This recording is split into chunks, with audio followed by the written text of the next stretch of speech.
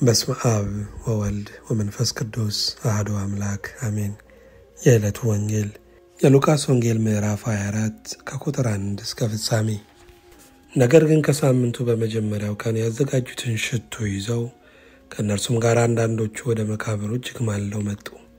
ድንጋዩንም ከመቃብሩ ተንከባለው አገኙት። ገብተውም የጌታን የኢየሱስን ሥጋ አላገኙም። እነርሱም በዚያ ሲያመነቱ እነሆ 2 ሰዎች የሚያንጸባርቅ ልብስ ለብሰው ወደ እነርሱ ቀረቡ። ፈርተውም ፊታቸውን ወደ ምድር አቀርቅረው ሳሉ እንዲህ አሏቸው፣ ሕያውን ከሙታን መካከል ስለምን ትፈልጋላችሁ? ተነስቷል እንጂ በዚህ የለም።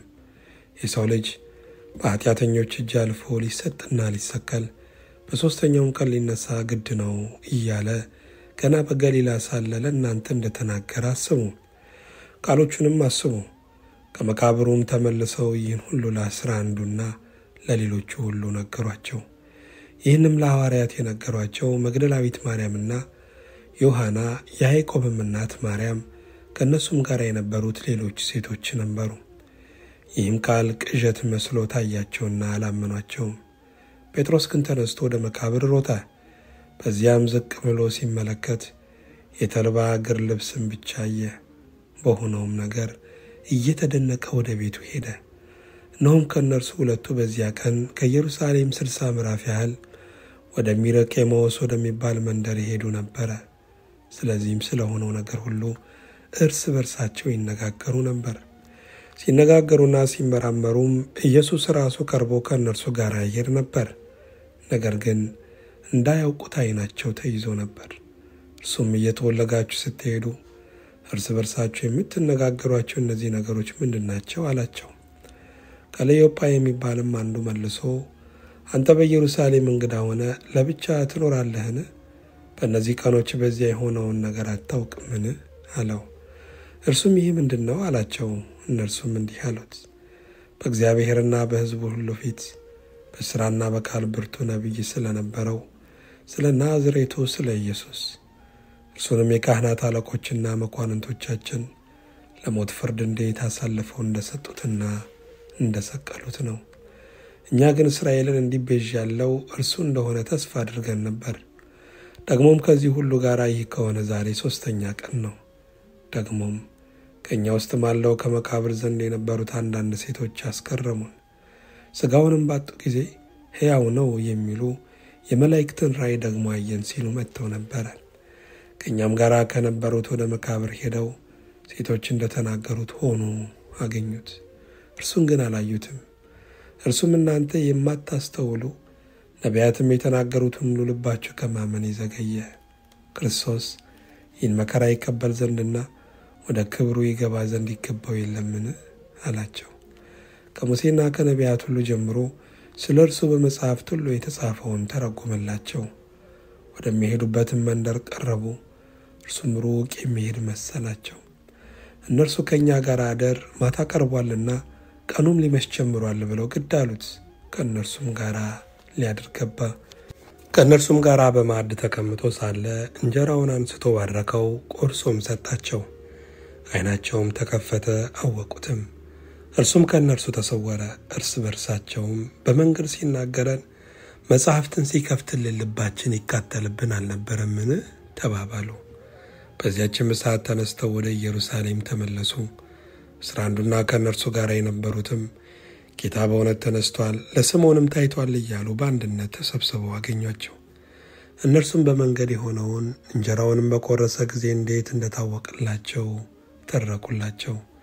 ይህንም ሲናገሩ ኢየሱስ ራሱ በመካከላቸው ቆሞ ሰላም ለእናንተ ይሁን አላቸው። ነገር ግን ደነገጡና ፈሩ፣ መንፈስ የሚያዩ መሰላቸው። እርሱም ስለምን ትደነግጣላችሁ? ስለምንስ ሐሳብ በልባችሁ ይነሳል? እኔ ራሴ እንደሆንሁ እጆቼንና እግሮቼንም እዩ። በእኔ እንደምታዩት መንፈስ ሥጋና አጥንት የለውምና እኔ እንዳሳችሁ እዩ አላቸው። ይህንም ብሎ እጆቹንና እግሮቹን አሳያቸው። እነርሱም ከደስታ የተነሳ ገና ስላላመኑ ሲደነቁ ሳሉ በዚህ አንዳች የሚበላ አላችሁን? አላቸው። እነርሱም ከተጠበሰ ዓሣ 1 ቁራጭ ከማር ወለላም ሰጡት። ተቀብሎም በፊታቸው በላ። እርሱም ከእናንተ ጋር ሳለሁ በሙሴ ሕግና በነቢያት በመዝሙራትም ስለ እኔ የተጻፈ ሁሉ ይፈጸም ዘንድ ይገባል ብዬ የነገርኋችሁ ቃል ይህ ነው አላቸው። በዚያን ጊዜ መጻሕፍትን ያስተውሉ ዘንድ አእምሮአቸውን ከፈተላቸው። እንዲህም አላቸው፣ ክርስቶስ መከራ ይቀበላል፣ በሦስተኛውም ቀን ከሙታን ይነሳል፣ በስሙም ንስሐና የኃጢአት ስርየት ከኢየሩሳሌም ጀምሮ በአሕዛብ ሁሉ ይሰበካል ተብሎ እንዲሁ ተጽፏል። እናንተም ለዚህ ምስክሮች ናቸው። እነሆም አባቴ የሰጠውን ተስፋ እኔ እልክላችኋለሁ። እናንተ ግን ከላይ ኃይል እስክትለብሱ ድረስ በኢየሩሳሌም ከተማ ቆዩ። እስከ ቢታንያም አወጣቸው፣ እጆቹንም አንስቶ ባረካቸው። ሲባርካቸውም ከእነርሱ ተለየ፣ ወደ ሰማይም አረገ። እነርሱም ሰገዱለትና በብዙ ደስታ ወደ ኢየሩሳሌም ተመለሱ። ዘወትርም እግዚአብሔርን እያመሰገኑና እየባረኩ በመቅደስ ኖሩ። ምስጋና ለእግዚአብሔር ይሁን። የሐዋርያው የቅዱስ ጳውሎስ መልእክት ወደ ሮሜ ሰዎች ምዕራፍ 10 ከቁጥር 1 እስከ ፍጻሜ። ወንድሞች ሆይ የልቤ በጎ ፈቃድና ስለ እስራኤል ወደ እግዚአብሔር ልመናዬ እንዲድኑ ነው። በእውቀት አይቅኑ እንጂ ለእግዚአብሔር እንዲቀኑ መሰክርላቸዋለሁና።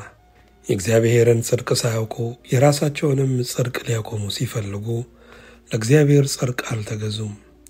የሚያምኑ ሁሉ ይጸድቁ ዘንድ ክርስቶስ የሕግ ፍጻሜ ነውና። ሙሴ ከሕግ የሆነውን ጽድቅ የሚያደርገው ሰው በእርሱ በሕይወት እንዲኖር ጽፏልና።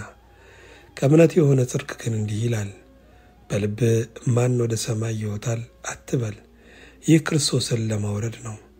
ወይም በልብህ ወደ ጥልቁ ማን ይወርዳል አትበል፣ ይህ ክርስቶስን ከሙታን ለማውጣት ነው። ነገር ግን ምን ይላል? በአፍህ በልብህም ሆኖ ቃሉ ቀርቦልሃል። ይህም የምንሰብከው የእምነት ቃል ነው። ኢየሱስ ጌታ እንደሆነ በአፍህ ብትመሰክር፣ እግዚአብሔርም ከሙታን እንዳስነሳው በልብህ ብታምን ትድናለህና። ሰው በልቡ አምኖ ይጸድቃልና በአፉም መስክሮ ይድናልና። መጽሐፍ በእርሱ የሚያምን ሁሉ አያፍርም ይላልና። በይሁዳዊና በግሪክ ሰው መካከል ልዩነት የለምና አንዱ ጌታ የሁሉ ጌታ ነውና ለሚጠሩትም ሁሉ ባለጠጋ ነው። የጌታን ስም የሚጠራ ሁሉ ይድናልና። እንግዲህ ያላመኑበትን እንዴት አድርገው ይጠሩታል? ባልሰሙትስ እንዴት ያምናሉ? ያለ ሰባኪስ እንዴት ይሰማሉ?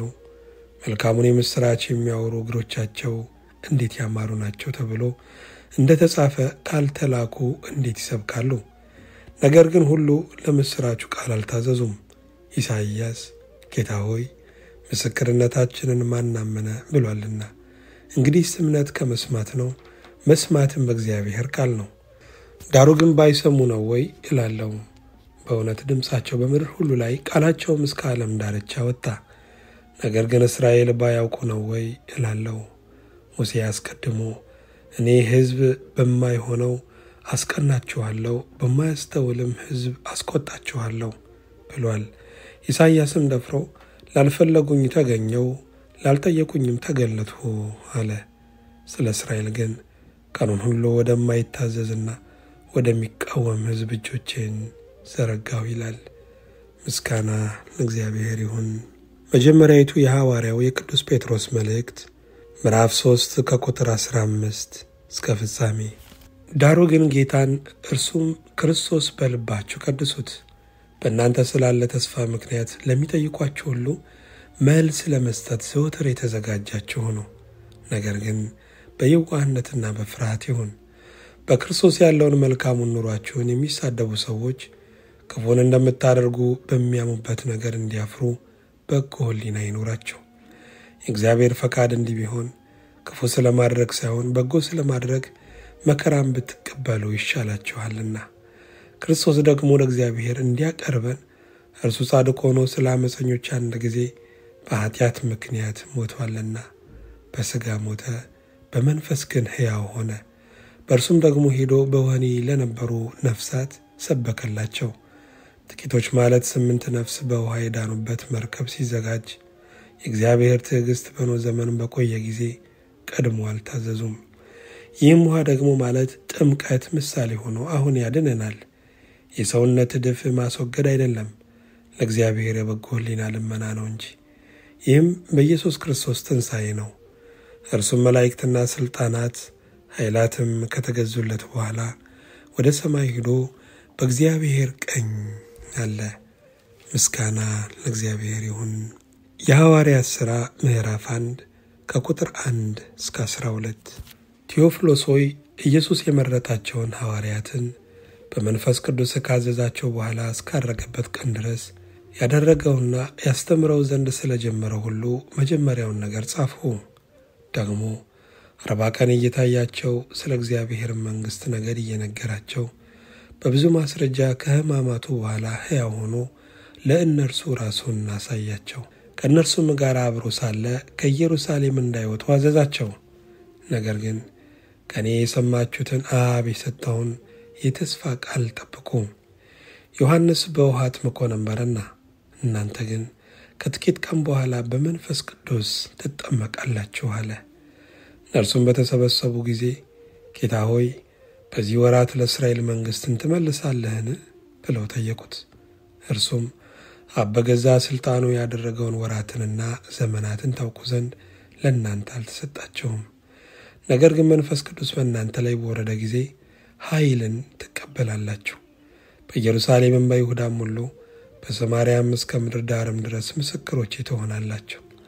ይህንም ከተናገረ በኋላ እነርሱ እያዩት ከፍ ከፍ አለ። ደመናም ከዓይናቸው ሰውራ ተቀበለችው። እርሱም ሲሄድ ወደ ሰማይ ትኩር ብለው ሲመለከቱ ሳሉ እነሆ ነጫጭ ልብስ የለበሱ 2 ሰዎች ባጠገባቸው ቆሙ። ደግሞም የገሊላ ሰዎች ሆይ ወደ ሰማይ እየተመለከታችሁ ስለምን ቆማችኋል? ይህ ከእናንተ ወደ ሰማይ የወጣው ኢየሱስ ወደ ሰማይ ሲሄድ እንዳያችሁት እንዲሁ ይመጣል አሏቸው። በዚያ ጊዜ ደብረ ዘይት ከሚባለው ተራራ ወደ ኢየሩሳሌም ተመለሱ። እርሱም ከኢየሩሳሌም የሰንበት መንገድ ያህል የራቀ ነው። ምስጋና ለእግዚአብሔር ይሁን።